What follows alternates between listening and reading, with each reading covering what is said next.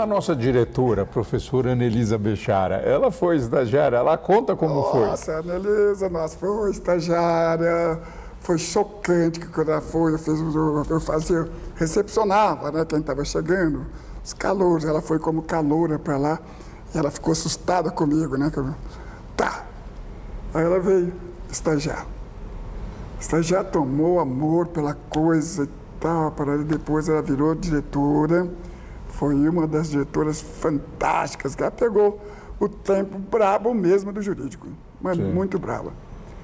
E ela é uma guerreira, né? Uma puta de uma guerreira, fala, defende o jurídico sem unhas e dentes.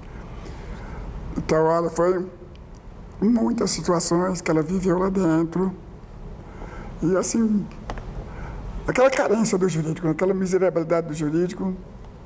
Mas tem muita entrega, né, Vitão? Acho que nesse tempo todo você viu muitos estudantes que se entregaram para o departamento Sim. jurídico, não? Então, até isso, eu queria chegar. Olha, teve essa época que não tinha estagiário e tal, não tinha dinheiro, não tinha estagiário e tal, e o jurídico não podia fechar.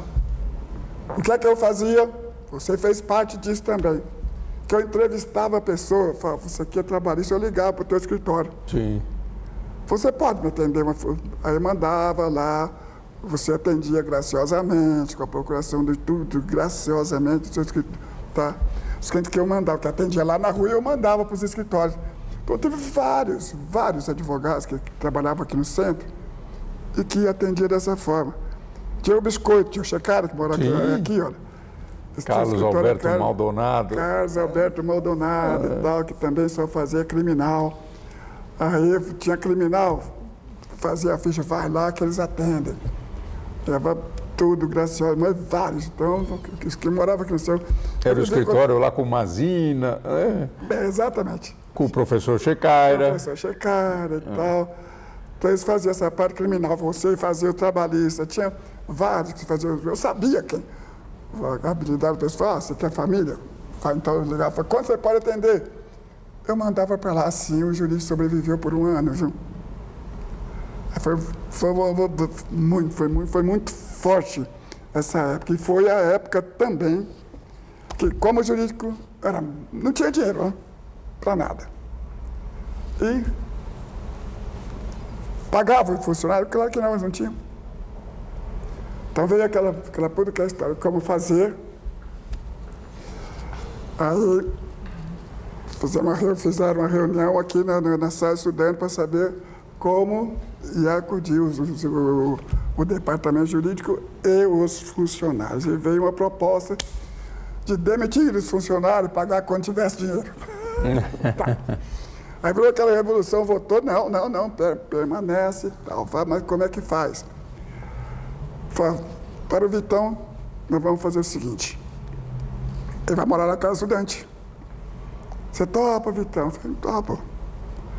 Mas na casa estudante, que eu não tinha dinheiro para pagar aluguel, não tinha dinheiro para pagar tudo, como é que tá?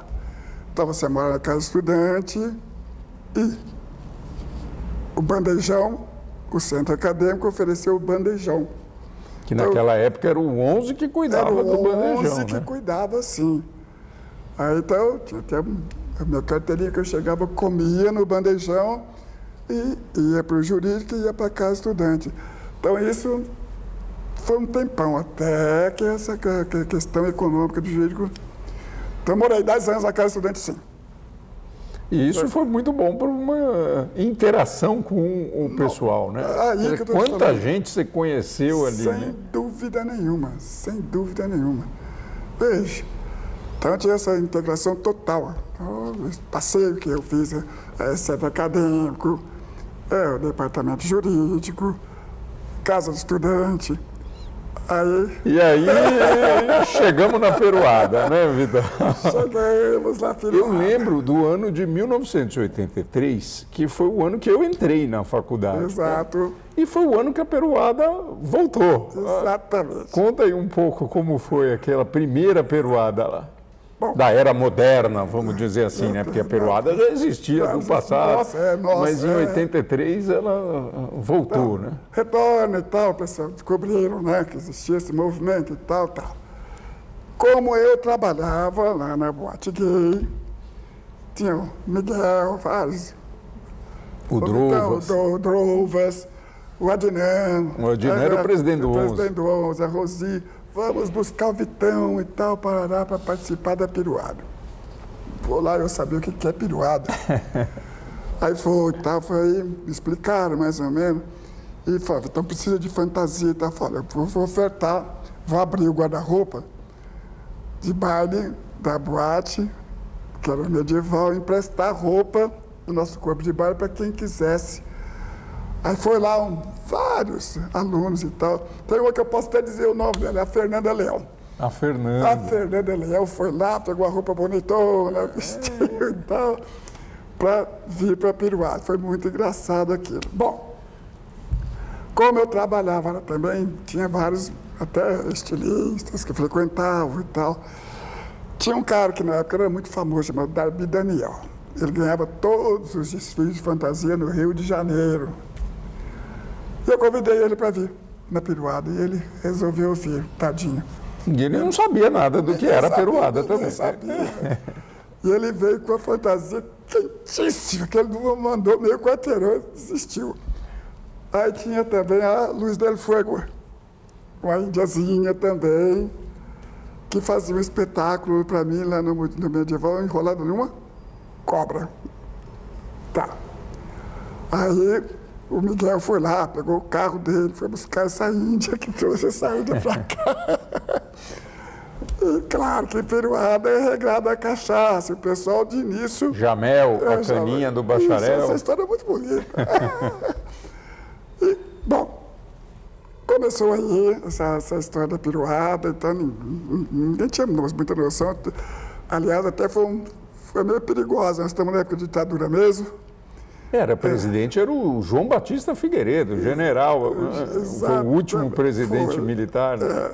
Eu nem tinha noção. Tá. Me convidaram e falei, eu vou. Aí vim, fantasiado, não sei o quê, pererê e tal. E foi até engraçado. Qual que era a sua fantasia? Naquela época eu saí, acho que foi um pica-pau que eu usei. Acho que e carregando o peru vivo no colo. Carregando esse peru. Que aí foi muito, muito louca essa história do peru. O peru era vivo e tal. E na rua já a gente estava com esse peru, o pessoal passeando com esse peru e tal. Até na tua mão ele foi com a bandeja e tal. Na tua mão essa bandeja, deu uma dançada com o peru e tal. Caiu na mão do Drovas, aí o Drovas, teve uma mulher que queria matar o Drovas por causa... Maltrata os animais. Maltrata os animais e tal. Ele me entregou o peru e eu suspendi, tá? Levantei o peru. Eu saí mexer com bicho, né? Sou de Barreto.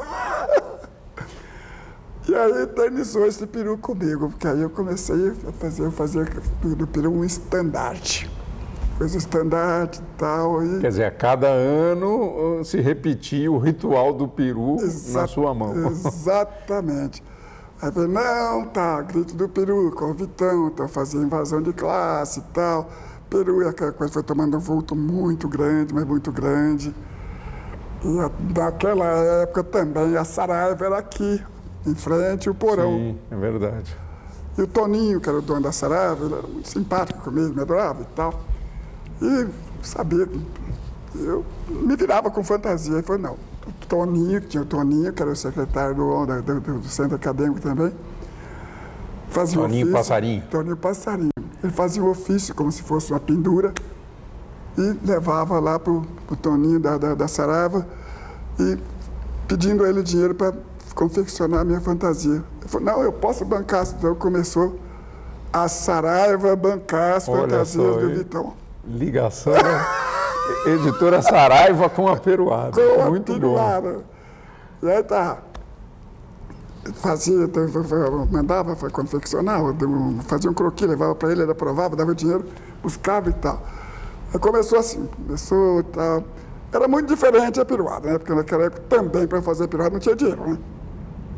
11 não tinha dinheiro, a única coisa que tinha e que é legal, que é a cachaça, né? Que é a bebida do peru. Não. Que o Miguel, fui eu e o Miguel, até Pirassununga, pedir cachaça.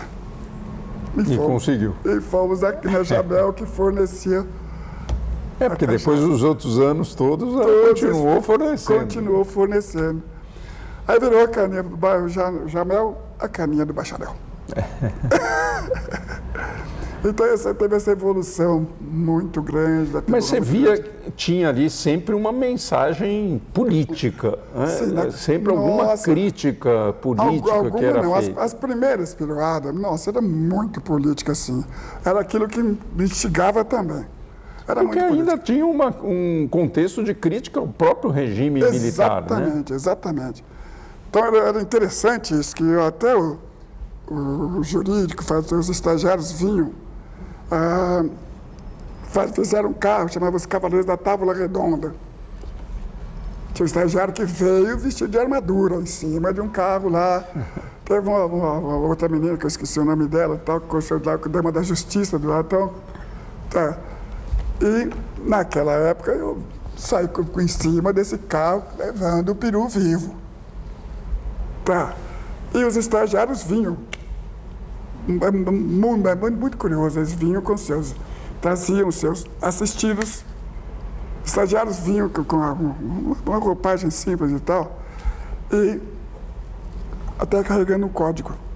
Irmãos, eles faziam a piruada vestido assim, gente, era tão... Aquilo para mim era emocionante. Falando do quê? Do Departamento Jurídico do 11 de agosto da Justiça Lenta.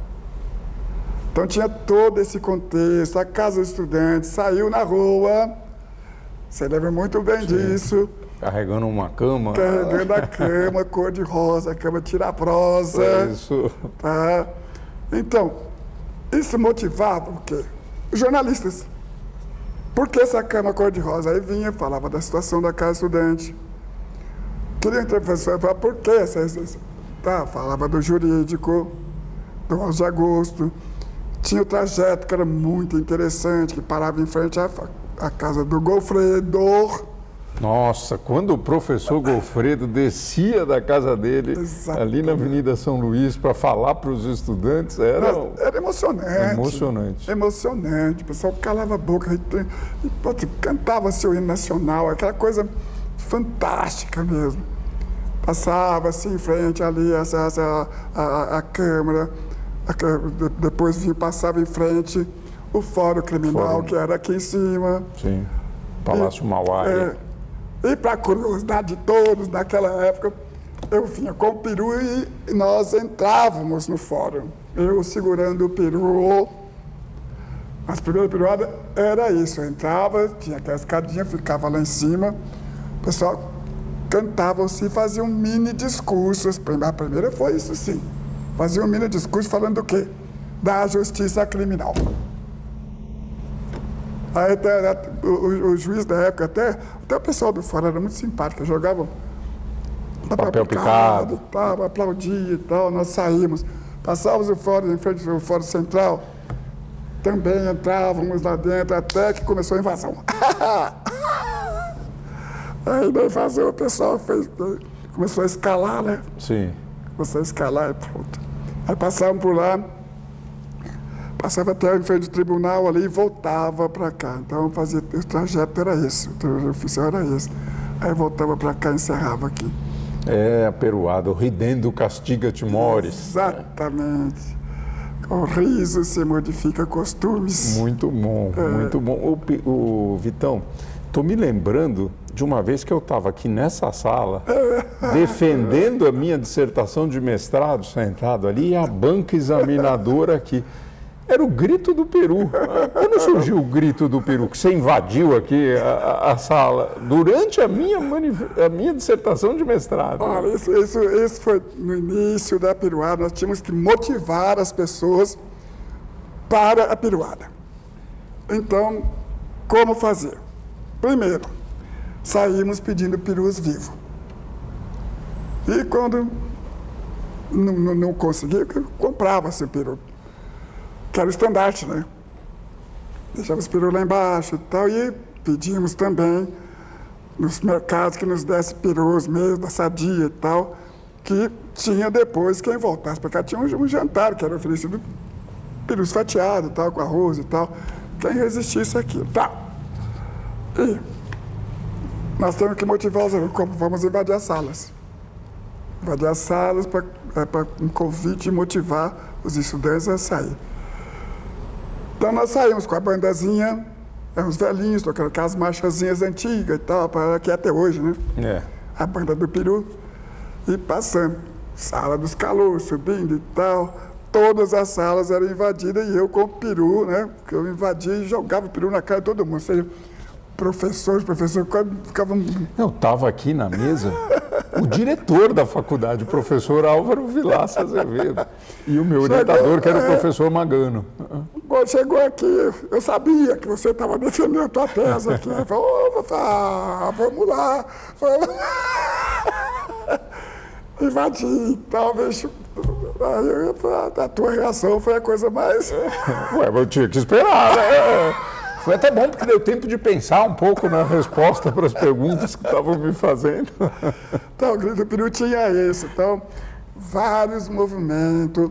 Teve até uma defesa de tese no Salão Nobre, que eu também invadi com a banda do Peru e tal, que deu uma confusão danada, porque... Né, quiseram até te proibir de entrar na faculdade depois disso? Quiseram me proibir. E nessa banca estava lá o professor Mark.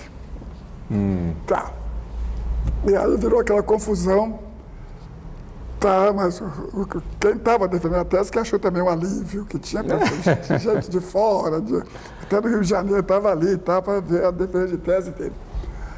Aí, na época, deu aquela confusão, que aí o Mark convidou todos, diretoria do centro acadêmico, diretoria do jurídico, fora. Se esse rapaz aparecer aqui, eu vou chamar a polícia e tal, não pode, papai me proibiu de fazer piruada, porque ele achava que se ele me proibisse, morria piruada ali, né? Foi o contrário. Aí eu falei, bom, como é que eu faço? O pessoal, não, em respeito ao departamento jurídico, ele falou que vai prejudicar o jurídico e tal, então eu não vou. Não vou, não. Deu aquela confusão danada aí, teve uns alunos que falaram, peraí, nós vamos fazer o seguinte, nós vamos fazer máscara de papel machê com a cara do Vitão. Olha. E vamos fazer a invasão das classes, somos todos Vitão. E aí foi invadir a classe dele também e tal, foi aquela loucura. E depois de 2 anos eu retornei e falei, que saiu da coisa, vamos lá. Passou aquele momento. Passou aquele momento.